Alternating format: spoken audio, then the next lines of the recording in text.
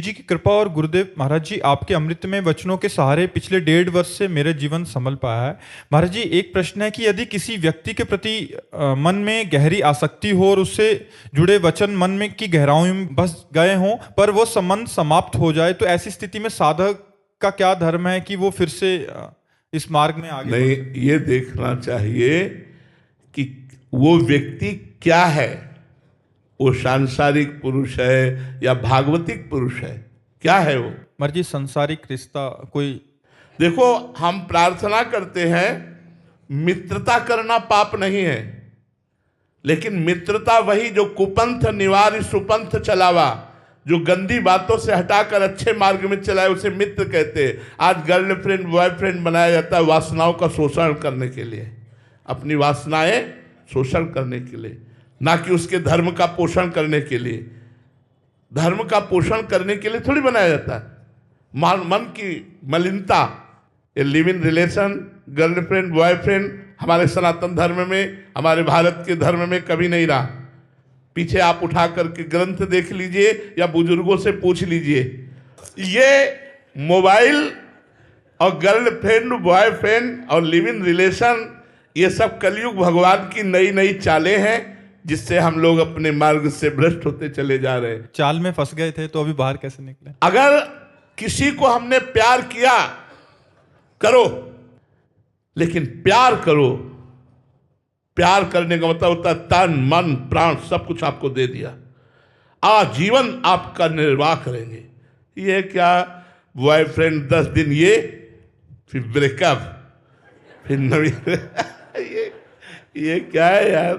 इससे जीवन बड़ा संकटपूर्ण हो जाएगा, बड़ी अपवित्रता समाज में बढ़ जाएगी। तो हमें लगता है कि हम दोस्ती करें, लेकिन गंदी बातें न करें, गंदे आचरणों का त्याग करें, और अगर स्वीकार करें तो आजीवन स्वीकार करें।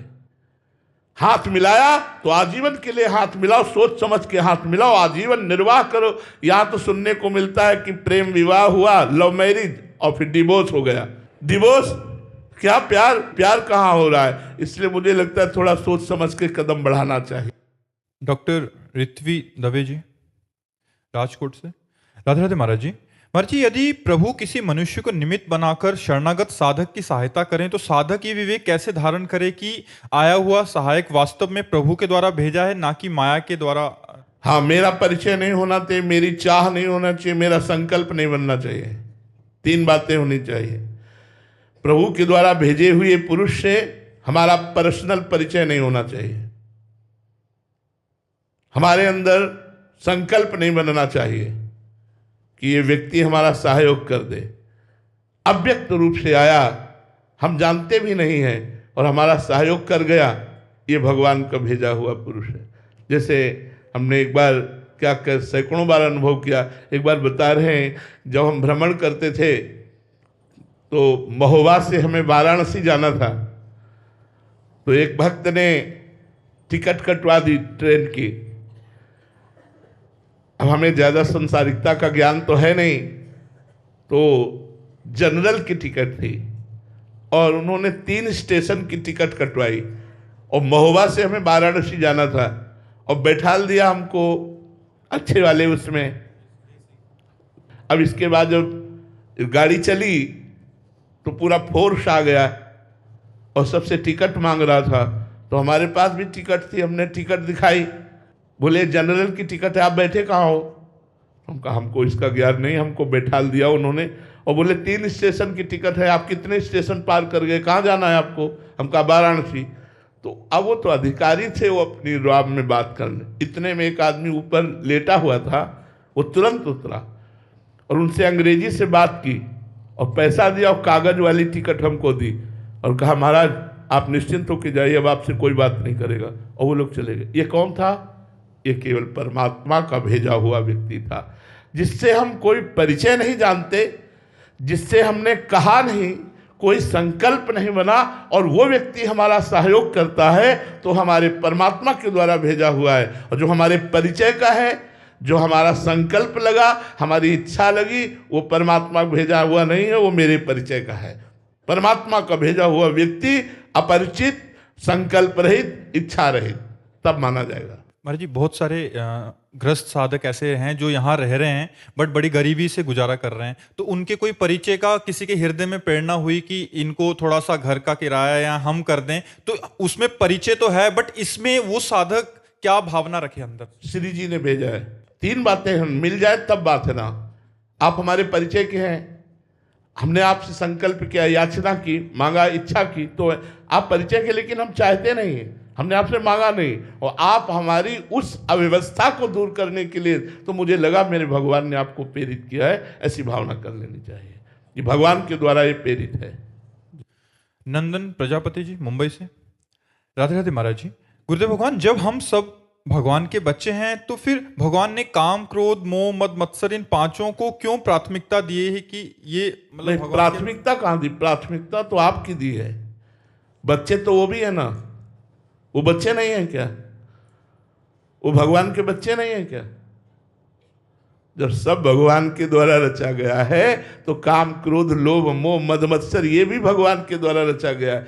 एक स्कूल में जब कबड्डी का खेल होता है तो एक ही क्लास के बच्चों को 2 विभाग कर दिए जाते हैं, 2 पक्ष बना दिए जाते हैं। उनमें एक हारने वाला होता है, एक जीतने वाला पक्ष बनता है। एक ही क्लास है, हम एक ही परमात्मा के बच्चे हैं। जैसे हम हैं वैसे काम है। काम भगवान का पुत्र है। श्री कृष्ण भगवान के पुत्र प्रद्युम्न के रूप में कामावतार होता है। आप पढ़ के देखो, भागवत शास्त्रों को पढ़ के देखो, ये सब भगवान के अंश से ही तो बलवान है। हाँ, अब इसमें खेल है, हम भगवान का भजन करते हुए इनको परास्त करें और आगे निकल जाए। क्यों बनाया ऐसा नहीं कहा जा सकता। सृष्टि भगवान ने संपूर्ण सृष्टि बनाई, उनका बगीचा, सब कुछ है। आप पाप है, पुण्य है, दुष्ट है, महात्मा है, अच्छा है, बुरा, सब। आप क्या लेना चाहते हो? आप कैसे चलना चाहते हो? तो आप अगर विजयी बनना चाहते हो तो भगवान का नाम जप करके काम, क्रोध पर विजय प्राप्त करो। अगर भोगी बनना चाहते हो तो भगवान से विमुख होकर भोगों में रत हो जाओ। भगवान ने क्यों बनाया ये प्रश्न नहीं किया जा सकता, क्योंकि भगवान की मौज उनके ऊपर किसी का शासन थोड़ी है। आनंद तो तभी आता है जब हमारा विपक्ष जोरदार हो, कायर पुरुष डरता है, वीर बहादुर विपक्ष को ललकार कर छाती पे वार करता है। काम, क्रोध, लोभ, मोह, मत, मत्सर ये भगवान के ही अंश हैं, और मैं भी भगवान का अंश हूँ। और उतार दिया हमें रण क्षेत्र में। अब हमको भगवान के नाम जप से, भगवान के यश कीर्तन से, भगवान के भक्तों की चरण रज के प्रताप से इनको परास्त करके भगवान को प्राप्त करना है। हमें कायरता सुनी कि भगवान ने क्यों बना दिया, नहीं, भगवान ने खेल रचा है। इस खेल में हम विजयी होंगे यदि हम भगवान का नाम जप करेंगे, भगवान के भक्तों का संग करेंगे, शास्त्रों का स्वाध्याय करेंगे, पवित्र भोजन करेंगे, तो हमारी बुद्धि इन विकारों से बच पाएगी, नहीं तो विकार नष्ट कर देंगे। ये भगवान की ही रचना है, सब कुछ भगवान की रचना है। अंकित जी झारखंड से। राधे राधे महाराज जी। महाराज जी, आत्मा, परमात्मा, ब्रह्म और पर ब्रह्म महाराज जी है क्या महाराज जी? जल, वायु, तोय, नीर जैसे पानी के पर्यायवाची शब्द है, ऐसे एक भगवान के विविध नाम है। कोई उन्हें परमात्मा कहता है, जो योगी लोग होते हैं वो परमात्मा कहते हैं, जो ज्ञानी लोग हैं उन्हें ब्रह्म कहते हैं, जो भक्त जन हैं उन्हें भगवान कहते हैं, जो प्रेमी उपासक हैं वो लाडले कहते हैं, कोई उनको वाहेगुरु के नाम से पुकारता है। अपनी अपनी भावना में सब उसी परमात्मा की आराधना करते हैं। वो एक तत्व है, तत्व एक है जो सब में रमा है। उसे राम कहो, कृष्ण कहो, जो भी नाम दो, वो सब नाम रूपधारी, क्योंकि वही है, उसके सिवा दूसरा कोई है नहीं। इसका बोध और ये कैसे प्राप्त होता है? उसका बोध तब प्राप्त होता है पहले गुरु की शरण में हो और गुरु की वाणी के अनुसार चले, और जो दोष हैं, जो भगवत प्राप्ति में बाधक दोष है, उनका त्याग करे और बहुत काल तक संयम से रहते हुए भजन करे, तब ब्रह्म बोध होता है। पहले गुरु की शरण में जाओ, गुरुवाणी के अनुसार चलो, तभी आप आगे बढ़ सकते हो, अन्यथा नहीं। ध्यान मूलम गुरु मूर्ति, पूजा मूलम गुरु पदम, मंत्र मूलम गुरु वाक्यम, मोक्ष मूलम गुरु कृपा। परमात्मा प्राप्ति अपने आप से नहीं होती, परमात्मा प्राप्ति परमात्मा की कृपा से जो गुरुदेव मिले हैं, उन गुरुदेव की वाणी के अनुसार, गुरुवाणी के अनुसार यदि हम चलें तो हमारा परम कल्याण हो जाए, परम मंगल हो जाए। गुरुवाणी क्या है? जीव के अज्ञान का नाश करने के समस्त उपाय उसमें लिखे हुए हैं। जीव के मोहांधकार का नाश करके जो परमात्मा प्राप्ति करावे वही तो गुरुवाणी है।